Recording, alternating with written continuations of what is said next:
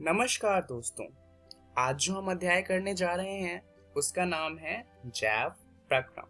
आज हम इसका दूसरा भाग करेंगे। तो चलिए जानते हैं कि इस भाग में हम क्या क्या जानने वाले हैं। सबसे पहले हम बात करेंगे पोषण की और उसके बाद हम बात करेंगे स्वपोषी पोषण की और विषमपोषी पोषण की। जैसा कि हम जानते हैं, इससे पहले वाले जो वीडियो था उसके अंदर हमने जाना था कि जैव प्रक्रम क्या होते हैं और उसमें हमने 4 तरीके के जैव प्रक्रम पढ़े थे। पोषण उन्हीं में से एक प्रक्रम है। चलिए जानते हैं कि पोषण होता क्या है। शरीर में क्रम की स्थिति के अनुरक्षण करने के लिए हमें ऊर्जा की आवश्यकता होती है। इसके अलावा वृद्धि, विकास, प्रोटीन संश्लेषण आदि में भी हमें बाहर से पदार्थों की आवश्यकता होती है। अब ये हमें किससे मिलेंगे? ये हमें मिलेंगे हमारे भोजन से। और अगर हम भोजन को नहीं लेंगे तो क्या होगा? हमारे शरीर की वृद्धि, विकास और प्रोटीन संश्लेषण या फिर जो भी चीजें हैं वो होना रुक जाएंगी। और उससे क्या होगा? हमारे शरीर में जितनी भी कोशिकाएं हैं वो सारी की सारी मर जाएंगी और इसी से हमारा जो शरीर होगा वो भी मर जाएगा। तो पोषण एक बहुत ही ज्यादा महत्वपूर्ण प्रक्रम है। तो चलिए जानते हैं कि आखिर इस प्रक्रम में होता क्या है और ये प्रक्रम होता किस तरीके से है। दरअसल पोषण के 2 तरीके होते हैं। एक होता है स्वपोषी पोषण। ये होता है पेड़ पौधों में, क्योंकि ये पेड़ पौधे जो होते हैं वो अपना भोजन स्वयं बना सकते हैं। स्वपोषी पोषण का मतलब ही होता है कि जो अपना भोजन स्वयं बना सके। दूसरा होता है विषमपोषी पोषण। इसमें वो जीव आते हैं जो अपना भोजन स्वयं नहीं बना सकते। तो ये क्या करते हैं? ये स्वपोषी पोषण वाले जो भी जीव होते हैं या तो उन्हें खाते हैं या फिर किसी और दूसरे जीव को खाते हैं अपने भोजन को प्राप्त करने के लिए। तो चलिए जानते हैं स्वपोषी पोषण के बारे में। दरअसल जितने भी हरे पौधे होते हैं वो स्वपोषी होते हैं। क्यों? क्योंकि ये प्रकाश संश्लेषण कर सकते हैं। तो आखिर ये प्रकाश संश्लेषण होता क्या है? दरअसल इसके बारे में हम पहले की कक्षाओं में भी पढ़ चुके हैं। अकार्बनिक यौगिकों से भोजन बनाने की प्रक्रिया को कहा जाता है प्रकाश संश्लेषण। तो चलिए जानते हैं कि आखिर ये होता कैसे है। दरअसल प्रकाश संश्लेषण की कुछ आवश्यकताएं होती हैं, जैसे कि इसे प्रकाश ऊर्जा चाहिए होती है। उसके अलावा प्रकाश संश्लेषण के लिए हमें क्लोरोफिल चाहिए होता है, कार्बन डाइऑक्साइड चाहिए होता है और जल चाहिए होता है। इस प्रक्रिया के दौरान जो ऑक्सीजन गैस होती है उसे एक उप उत्पाद के रूप में निष्कासित किया जाता है। प्रकाश तो हमें सूर्य से मिल जाएगा और जल की बात करें तो पौधों को जल जड़ों की मदद से मिल जाता है। तो बात आती है क्लोरोफिल की और कार्बन डाइऑक्साइड की।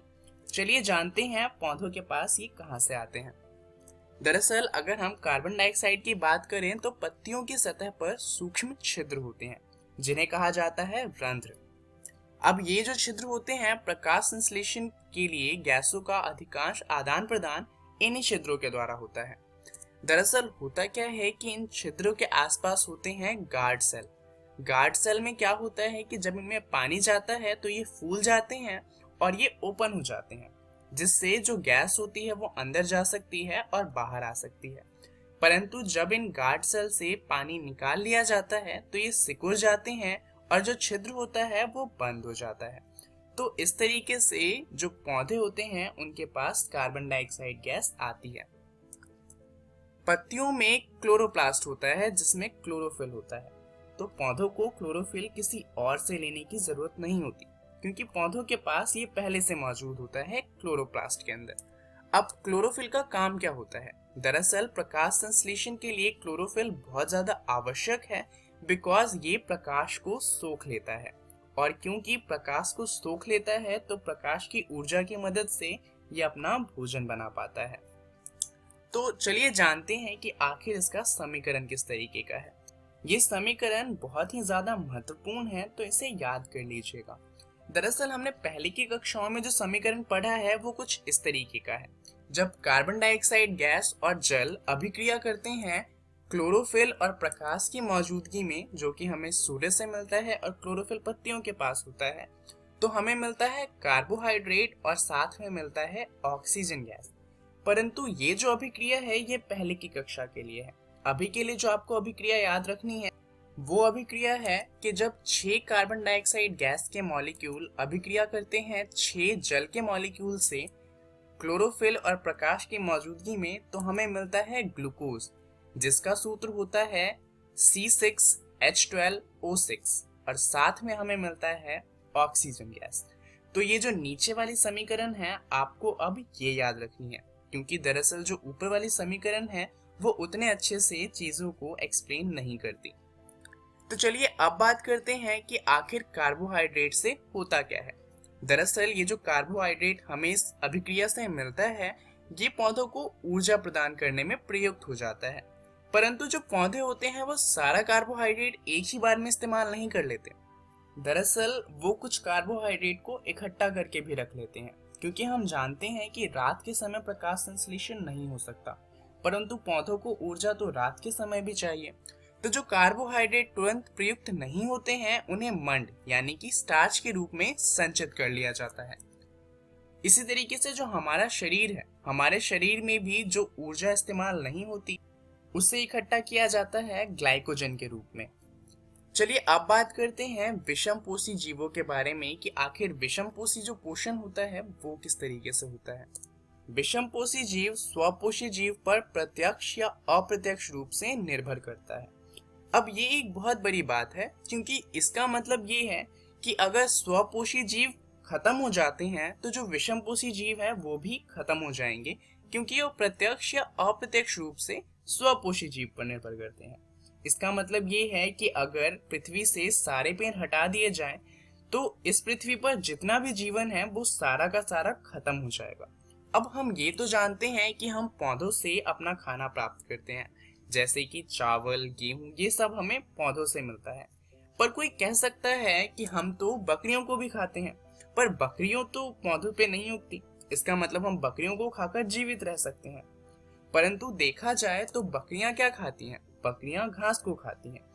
तो हम किसी भी चीज को खाएं वो या तो हम सीधा पौधों से लेंगे, या हो सकता है हम किसी और जीव को खाएं जो उन्हें पौधों से ले रहा हो। तो एट द एंड जितनी भी चीजें होती हैं वो सब हमें पौधों से ही मिलती है, और इसलिए जो विषमपोषी जीव होते हैं वो स्वपोषी जीव के बिना जीवित नहीं रह सकते। विषमपोषी जीव जटिल यौगिकों को सरल यौगिकों के रूप में तोड़ते हैं और ऊर्जा प्राप्त करने के लिए उनका उपभोग करते हैं। दरअसल ये जो विषमपोषी पोषण होता है ये होता है 3 तरह का। एक होता है मृतोपजीवी, दूसरा होता है परजीवी और तीसरा होता है होलोजोइक पोषण। मृतोपजीवी वो जीव होते हैं जो सड़ चुके जीवों से अपना भोजन प्राप्त करते हैं। उदाहरण के लिए फफूंदी, यीस्ट, मशरूम इत्यादि। अगर परजीवी की बात करी जाए तो ये वो जीव होते हैं जो पौधे और जंतुओं को बिना मारे उनसे पोषण प्राप्त करते हैं। उदाहरण के लिए जूं, जोक इत्यादि इसके उदाहरण हो जाते हैं। अब बात करते हैं होलोजोइक पोषण की, जो मनुष्य के अंदर होता है। अन्य जीव संपूर्ण भोज्य पदार्थ का अंतर्ग्रहण करते हैं तथा उसका पाचन शरीर के अंदर होता है। उदाहरण के लिए मनुष्य, जानवर इसके उदाहरण हो जाते हैं। अब अगर हम अमीबा में पोषण की बात करें तो अमीबा एक कोशिकीय जीव है। इसके अंदर एक ही कोशिका होती है जो भोजन को खाती भी है, उसे पचाती भी है और उससे ऊर्जा भी ग्रहण करती है। वहीं अगर हम मनुष्य जैसे जीवों की बात करें तो उनके पास काम बटा हुआ होता है, जैसे कि हाथ का इस्तेमाल होता है खाना खाने के लिए, मुंह से हम खाने को चबाते हैं और आमाशय में खाना पचाया जाता है। अब अगर हम अमीबा की बात करें तो अमीबा कोशिकीय सतह से उंगली जैसे अस्थायी प्रवर्ध की मदद से भोजन ग्रहण करता है, जैसा कि आप यहाँ पर देख सकते हैं। यह प्रवर्ध भोजन के कणों को घेर लेता है तथा संगलित होकर खाद्य रिक्तिका को आप यहाँ पर देख सकते हैं।